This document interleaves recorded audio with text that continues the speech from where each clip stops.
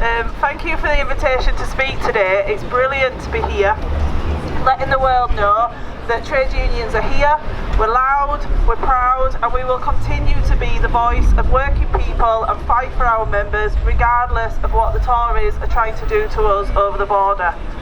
Solidarity to each and every one of you that are in dispute at the minute. To those that thought it was over, dig deep, we are absolutely behind you and stand shoulder to shoulder with you.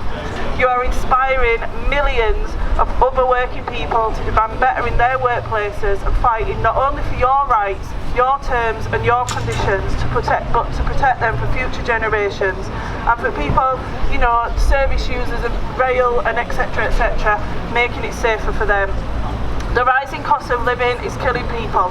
We know that our members who work in the food industry were struggling to put food on the table and survive back in 2021 when we ran our Right to Food survey back then.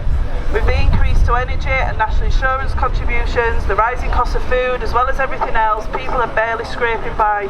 It's absolutely disgusting that in the UK, the 5th richest country in the world, there are more food banks than there are McDonald's stores. We've just rerun our survey asking BFAW members about their experience of accessing food during the cost of living crisis. And whilst we haven't published the results yet, they'll be out in a couple of weeks. We've had some members that have told us that their houses feel like a prison. They stay at work longer so they don't have to put the heating on at home because they can't afford to, and it's just horrid going back home to the cold. They don't invite people over because they're ashamed. There's no food in the fridge, there's no heating on, and the houses are full of blankets because they move from one room to another, keeping themselves warm by wrapping themselves up in extra layers. This is disgraceful. In 2023, working people, hard-working people that are feeding our nation don't earn enough to survive. They're literally freezing and going hungry. And what are the Tories doing about this?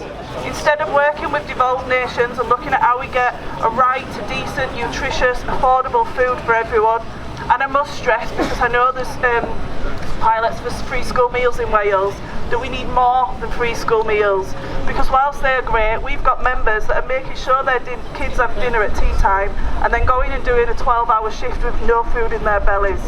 It's not good enough.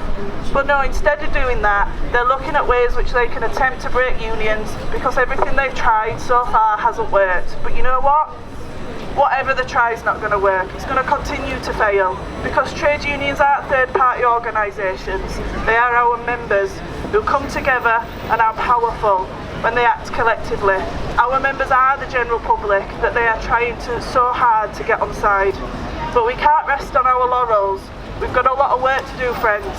We need to be talking to working people about trade unions, removing the myths and the lies peddled by the right-wing media that we're just greedy lefty weirdos, and proving that workers coming together, standing shoulder to shoulder, are strong, they are powerful and enact change, because this is vital to regrowing our movement. We have to take over those spaces that the right-wing fascists are trying to encroach.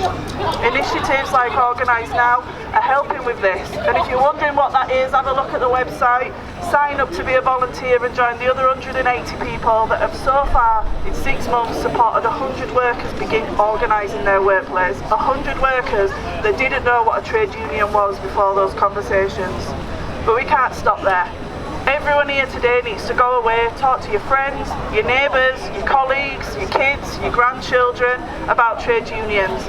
Tell them that we're not a third-party insurance company that swoops in to support them when they're in trouble, that it's not general secretaries like me that are trade unions, that it's them, their mates, their work colleagues and their neighbours that make up the trade union movement, and that change happens when we are organised and stand collectively, workplace by workplace, community by community.